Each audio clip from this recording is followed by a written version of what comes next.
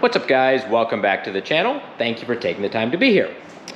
So it is Friday night and I am in the shop, and it is a really nice rainy night outside, so it's perfect weather for being inside and working on the cornet. So what I've got going on tonight, we are doing arts and crafts with cardboard. So the roof fender, we have pretty well figured out how we're doing it. We have it mocked in place. So we have to do some welding and some finish up, but we've got that pretty well figured out. So what I'm working on tonight is the front fender, and the main issue I'm having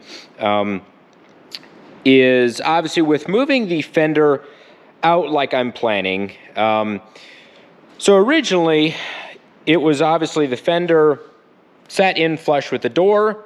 As the door opened, it basically rotated out around the fender and cleared everything. Well, with moving the fender out, the door now has to basically rotate to the inside of the fender like that. Which it does seem to work okay, and that gives us decent clearance for the front wheel.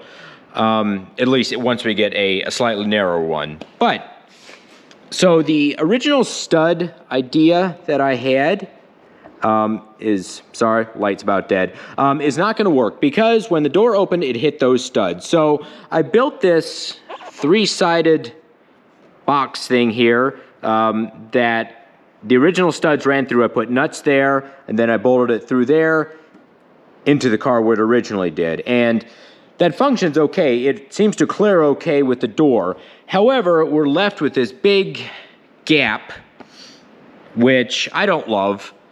And so I've been racking my brain trying to figure out how I'm going to fix this.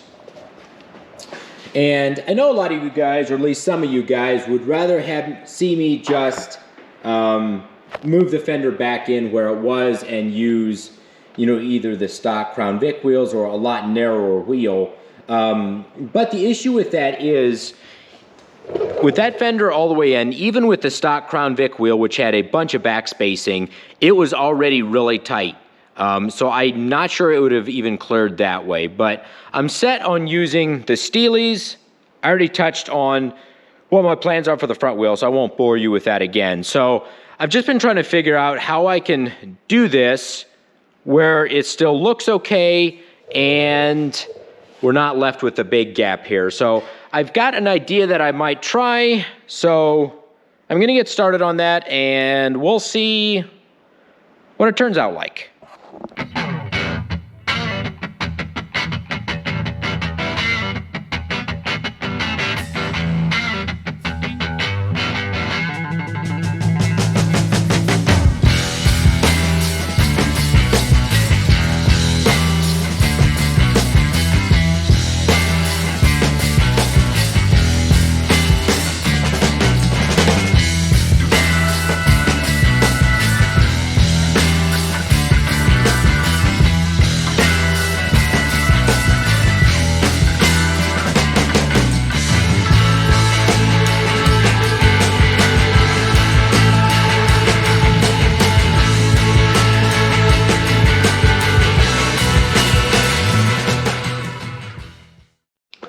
Alright, so what you saw me do there in the time lapse, I marked 2.5 inches in from the edge of the fender and put a tape line and then simply cut off this section of the fender.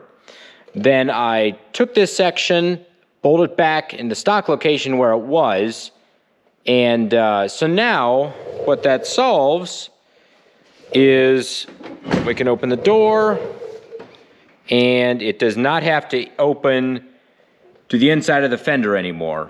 It opens over this just like stock. So now what I can do is either make a solid panel here or mesh or make, I'm not sure how I'm gonna shape this yet, whether I'm just gonna do a flat panel, if I'm gonna try to round the edge of the metal here and kind of round it in like that maybe. We'll see. That might look okay. So you can see here, it really doesn't look much different.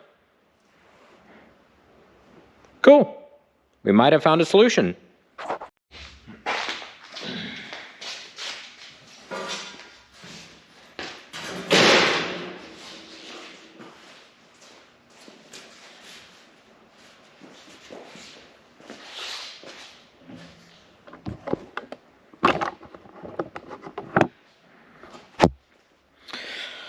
All right, so we've got some sheet metal here. I made a cardboard template.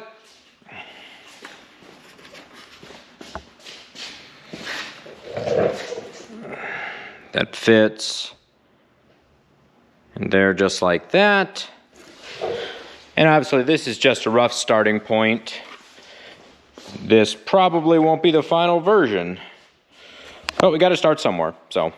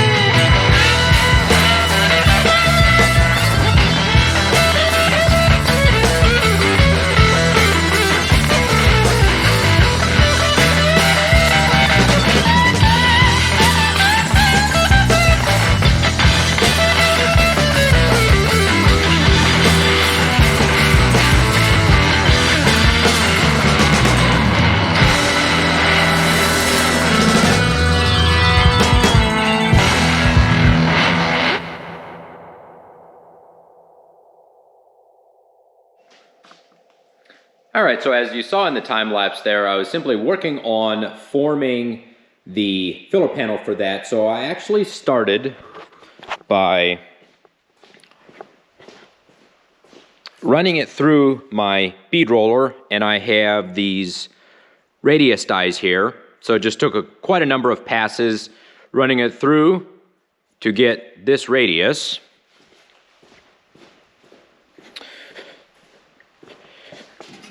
And so you can now see, let me just pull it out here. It's got a nice little radius in it. So I started with the bead roller and then moved to the vise and then just took my time hammering it, and then I used a pipe as kind of a rounded template, and I still will probably do more to get it formed tighter.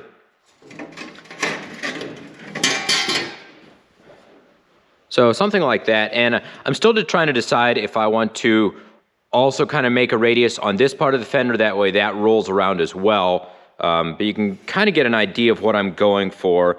That way it's not such a flat, squared off corner. So I think this helps look at least a little more factory. So just step back and give a little look here. I'm happy that doing it this way with putting this piece back in the stock location solved my clearance issue with the door. So I think that's going to work out well. I made a cardboard template for the filler panel that's going to run along the hood here. Flip this back. It's roughly 4 inches. It's going to be 4 inches wider than what it was stock. So we'll make a filler panel that runs along here and figure that out later. So, but I think that is everything I'm going to be able to get done for this week. So didn't really get anything finished, but did get some stuff figured out. If you made it this far, thank you.